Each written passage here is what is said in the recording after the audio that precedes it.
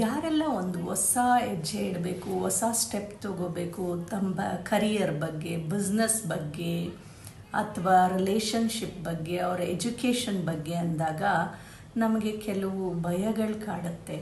ಅದರಲ್ಲಿ ಫಸ್ಟ್ ಭಯ ಏನಂದರೆ, ನಾವು ಆಯ್ಕೆ ಮಾಡಿರುವ ವಿಷಯ ಅಥವಾ ಫೀಲ್ಡ್ ಕರೆಕ್ಟಾಗಿದೆಯಾ ಅನ್ನೋದು. ಕರೆಕ್ಟ್ ಅಲ್ವಾ? ಸೊ ಇದಕ್ಕೆ ಲಿಸನ್ ಟು ಯಾರ್ ಇನ್ನರ್ ವಾಯ್ಸ್ ರಾದರ್ ದನ್ ನಮ್ಮ ವಾತಾವರಣದಲ್ಲಿ ತುಂಬ ಆಪರ್ಚುನಿಟೀಸ್ ಇರ್ಬೋದು, ಹಾಗೆ ಅಡ್ವೈಸಸ್ ಬರ್ಬೋದು, ಬಟ್ ಲಿಸನ್ ಟು ಯಾರ್ ಇನ್ನರ್ ವಾಯ್ಸ್. ಓಕೆ, ನೆಕ್ಸ್ಟ್ ಬರೋದೇ ನಮಗೆ ಜಡ್ಜ್ಮೆಂಟಲ್. ನಮ್ಮ ಸುತ್ತಮುತ್ತ ಇರೋರು ಜಡ್ಜ್ ಮಾಡ್ತಾರೆ. ತೊಗೊಂಡ ಮೇಲೆ ಅದು ಸರಿ ಹೋದರೆ, ನೀನು ತೊಗೊಂಡಿರೋದು ತುಂಬ ಚೆನ್ನಾಗಿದೆ ಅಪ್ಪ, ಒಳ್ಳೆ ನಿರ್ಧಾರ ತೊಗೊಂಡೆ, ನಾನು ಕೊಟ್ಟಿದ್ದ ಅಡ್ವೈಸೇ ನಿನಗೆ ಹೆಲ್ಪ್ ಆಗಿದ್ದು ಅಂತ ಹೇಳ್ತಾರೆ. ಅದೇ ನೀವು ಫೇಲ್ಯೂರ್ ಆದರೆ ಅವ್ರ ಅಡ್ವೈಸಿಂದಾನೇ ನೀವೇನಾದರೂ ಸೆಲೆಕ್ಟ್ ಮಾಡಿದ್ರು, ನಾವೆಷ್ಟು ಹೇಳಿದ್ರು ನೀವು ಕೇಳಲಿಲ್ಲ, ನಾನೇನೋ ಹೇಳ್ತೀನಿ ನಿನಗೆ ಬುದ್ಧಿ ಇರಲಿಲ್ವಾ ಆ ನಿರ್ಧಾರ ಮಾಡೋಕ್ಕೆ ಅಂತಲೇ ಕೇಳೋದು. ಸೊ ಈ ಜಡ್ಜ್ಮೆಂಟ್ ಬಗ್ಗೆ ದಯವಿಟ್ಟು ಗಮನ ಕೊಡಬೇಡಿ. ಓಕೆ, ಥರ್ಡ್ ಒನ್ ಏನು ಬರುತ್ತೆ ಅಂದರೆ ಕಾಂಪಿಟೇಷನ್ ಭಯ ಬರುತ್ತೆ.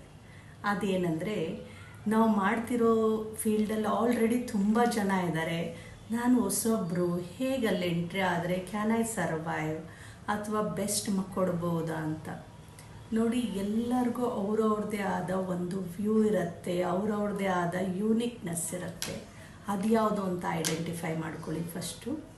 ಮತ್ತು ನಾವು ಯಾವ ಫೀಲ್ಡಿಗೆ ಎಂಟ್ರಿ ಆಗ್ತಿದ್ದೀವಲ್ಲ ಅದ್ರ ಬಗ್ಗೆ enhance your knowledge, gather more knowledge and enhance your knowledge until unless you stop that business, you stop that career.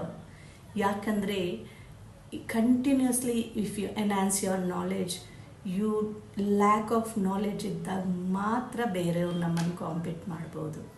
So that is the solution for the competition fear. Next, success ಆಗುತ್ತಾ failure ಆಗುತ್ತಾ? ಇಷ್ಟು competition ಆದಮೇಲೂ, ಇಷ್ಟು investment ಮಾಡಿದ್ಮೇಲೂ ಅಂದರೆ of course sometimes may not be up to the mark. ನಾವು ಅಂದ್ಕೊಂಡಷ್ಟು success ಆಗದೇ ಇರ್ಬೋದು.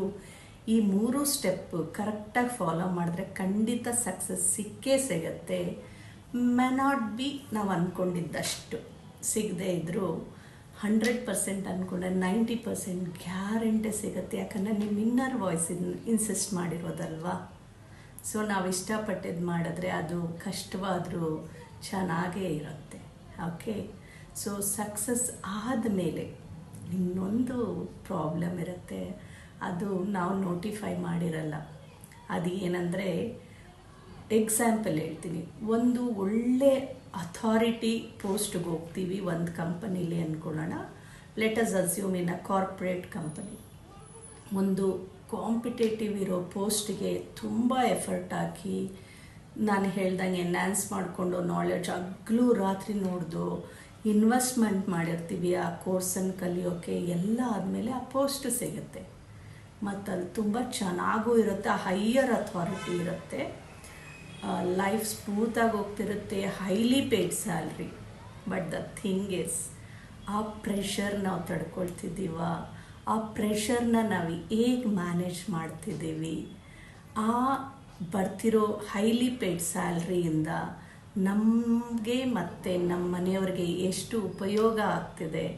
ಸೊ ಆ ಪೊಸಿಷನ್ಗೆ ಹೋದ್ಮೇಲೆ ನಮ್ಮ ಹೆಲ್ತ್ ಅಪ್ಸೆಟ್ ಆಗುತ್ತೆ ಅಂದ್ಕೊಳ್ಳಿ ಪ್ರೆಷರಿಂದ.